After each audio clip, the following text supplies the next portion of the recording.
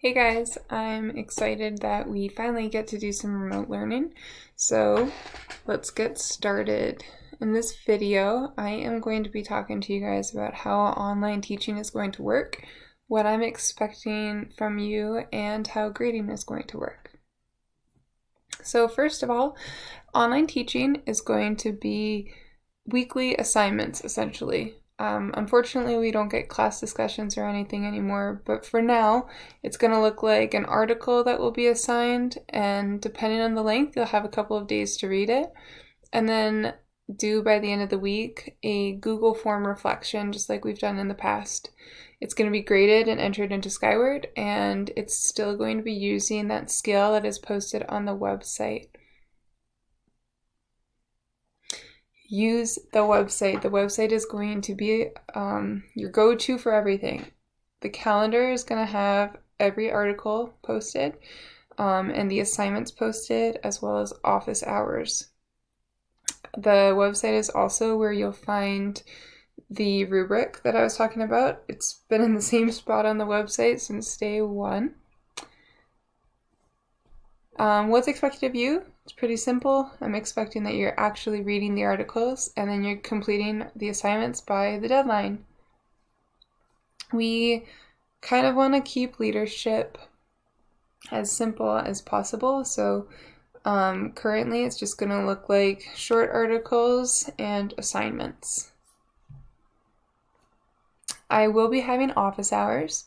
I will have reminders in the calendar, and they're going to be Mondays and Wednesdays from 11 to 11:30 a.m. Now, although that's only 30 minutes, it's 30 minutes of me sitting in front of my computer, making sure I answer emails immediately. You can always email me and I'll get back to you in a timely manner, but on Mondays and Wednesdays, I'll get back to you. Unless I've got 12 emails all at once, I'll be getting back to you immediately. So how is grading going to work? Well, the biggest thing right now is going to be your weekly assignments. So those are going to be graded as regular classwork participation, just like in class. The community service and 5 events are no longer going to be a class requirement for obvious reasons, which leaves projects and the final. Mr. Grantham and I haven't fully decided if we're going to do any projects. We also haven't been told by the district if we will be doing finals. So currently I don't know. For now, it's just going to be weekly assignments, and if that changes or doesn't change, I will let everybody know. So real quick, I'd just like to tell you guys about this week.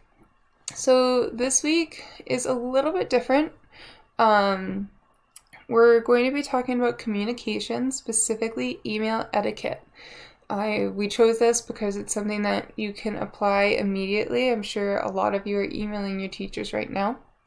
So we've got 2 articles, one for you to read Monday, it's part 1, and one for you to read on Tuesday, part 2. I will be posting both of them at the same time. And then we have this week's assignment. However, this week's assignment is actually an assignment I have already assigned way back before school was shut down. We're reassigning it because Mr. Grantham didn't actually assign it, and not all of my students completed it. So you only have to complete this assignment if you haven't already. So check Skyward to see if you have a grade for the communication assignment.